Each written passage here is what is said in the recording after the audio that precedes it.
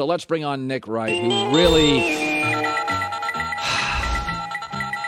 All right, anyway, let's just not... buddy. Congratulations, whatever. So let's just get to this. Are you ready to admit? Listen, it's your show. You ask the questions, but I'm going to ask one right now. Are you ready to admit that the current iteration of Patrick Mahomes is quarterbacking at the finest it's ever been? That the current iteration of Patrick Mahomes is better than your beloved Tom Brady could have ever dreamt of being? I would say Are you ready? Because the league changes every 15 years, with the current offensive rules, which favor quarterback mobility, I think John Elway in this era could have put up bigger numbers. I think Mahomes is the best quarterback. He is totally built for this league. It takes advantage of all of his strengths. Oh, by the way, 1A is Josh Allen, so you have to acknowledge he is a handful, and you're not going to beat him. You know what? You know what? It's fair. It's fair. I will give an inch in this regard. There, sometimes the truest test of how good someone is how much fear does he instill in the opposition.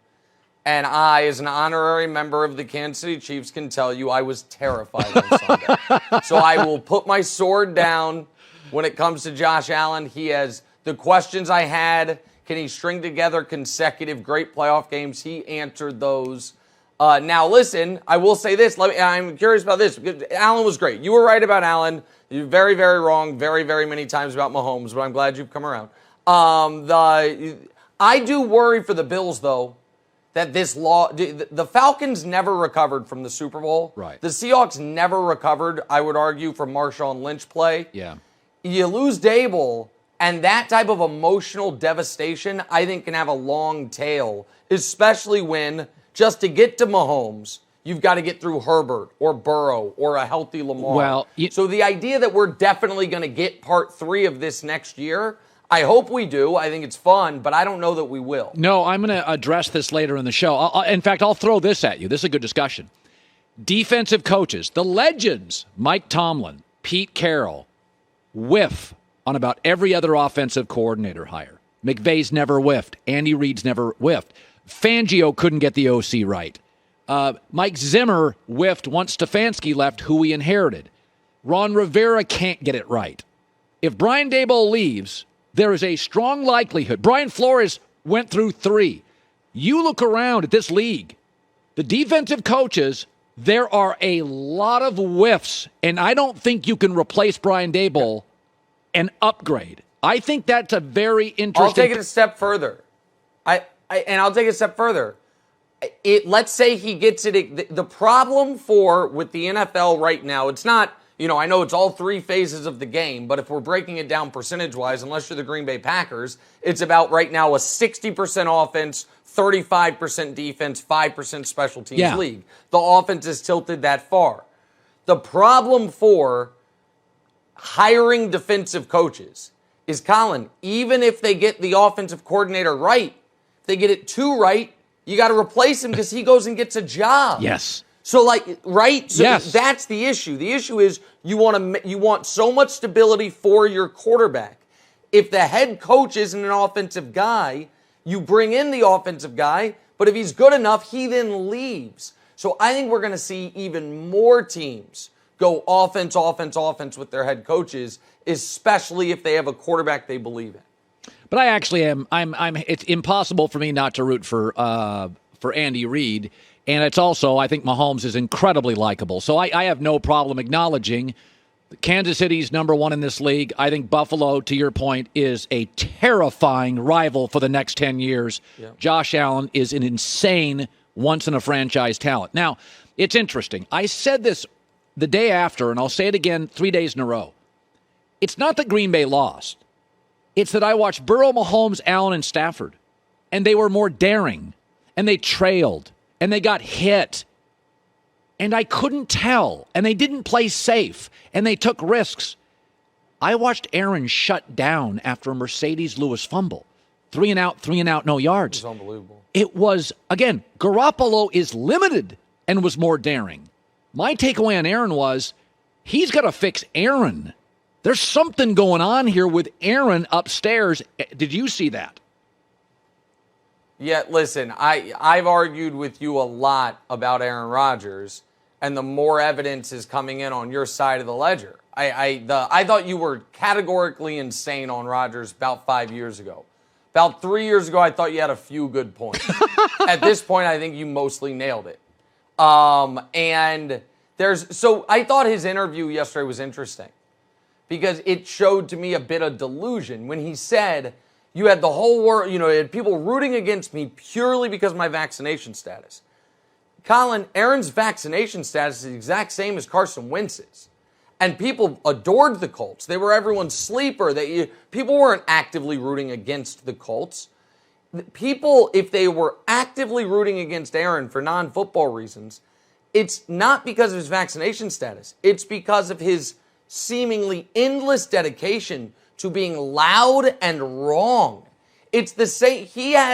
I have some of this too, not the wrong part. But people don't like when you act like you're the smartest guy in the room all the time. I do that a little too often, and you've off the air told me, it'd be a little less patronizing. The problem is I'm just right so often, it's hard. However, we joked about it this weekend. How many people, the moment the Bills threw that touchdown pass, Josh Allen threw it with 13 seconds left, tweeted me because they wanted to see me in pain because I'd been so arrogant about stuff. Right. Well, you bring that upon yourself to a degree, Aaron. When you act the way he's acted, people, they're rooting for your downfall. And when it's in that type of fashion, so glaring. And when even after the blocked punt, Colin, it's a tie game. He has Lazard over the middle. He makes one throw, and it's like, we got away with it. We got a scare, but we're fine. Instead, and I find this interesting, Colin, in the 3 years of LaFleur, each regular season, he's gotten better than the previous, and each postseason, he's gotten worse than the previous.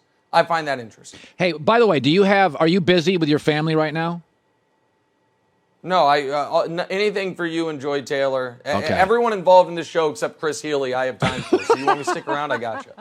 Okay. Can I have two more things I want to ask you? One football, one basketball. Nick Wright, first things first. All right, one more football question with my buddy Nick Wright, who's in a great mood. Touchdown favorite. The Chiefs are over the Bengals, and I do like the Chiefs, and I think they'll be favored over...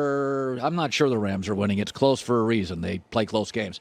But the overtime rule is interesting. I wrote in my first book, I believe overtime, the road team should get the choice because if you can't win as a home team after 13 possessions and the crowd in your favor, road team gets the call. That said, I don't lose any sleep with Kansas City getting it.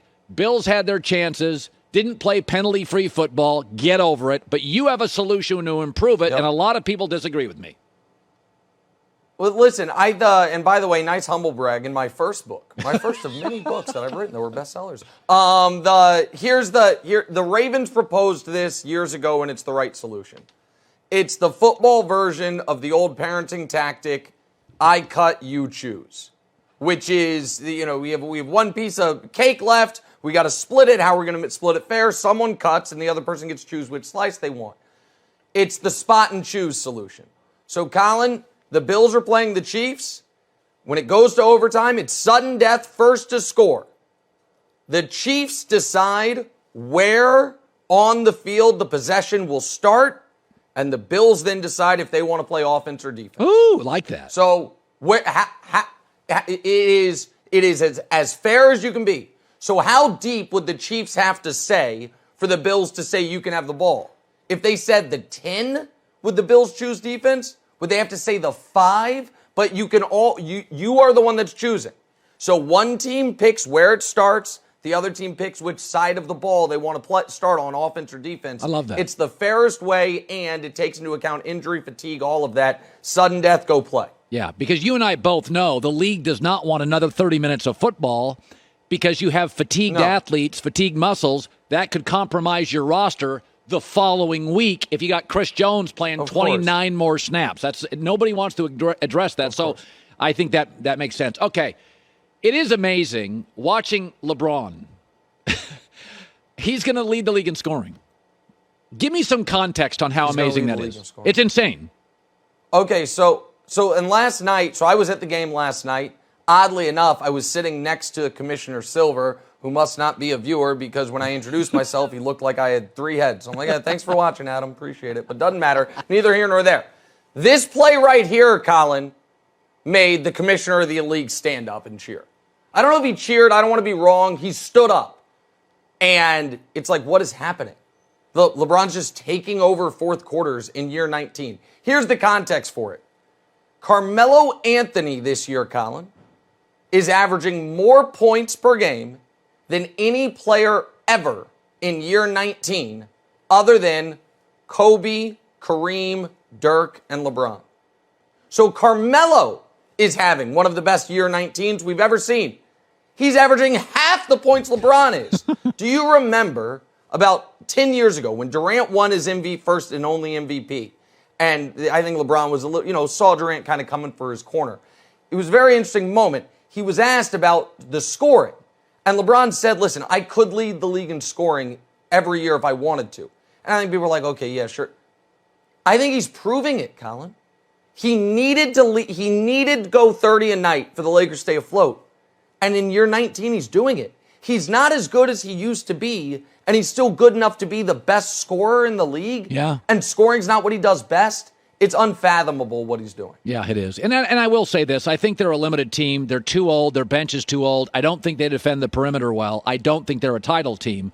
But Anthony Davis, it should be noted, and LeBron, you're going to win a playoff series or two. You may not beat Phoenix. You may not beat Golden State. But I still think of Anthony, AD, and LeBron. I mean, is it fair to say they're I think here's what I'll say, Colin. I think the only guys in the league who have an argument they're better than him, and I don't know if any of it's true, but they have an argument, are all out east. Giannis, Embiid, and Durant are the only guys who could say they're better than LeBron. They're all out east. There is nobody out west that can look LeBron James in the eye and say, I'm as good as you. So NBA history says if Anthony Davis is healthy, they're going to be a tough out. Great stuff, buddy. Nick Wright, first things first. We got to get on the Commissioner Adam Silver. I mean, that's outrageous. That is an egregious front. Slight. It really is. Yeah, I'm never going to get a vote this way. You got to watch the show, Adam. I have great takes. All right. See ya. Good to see you, buddy. Nick Wright. Hi, everybody. Thanks for watching. Subscribe here to get the latest from the show. Also, be sure to check out more of the best clips from The Herd or go watch a few segments from other shows on FS1.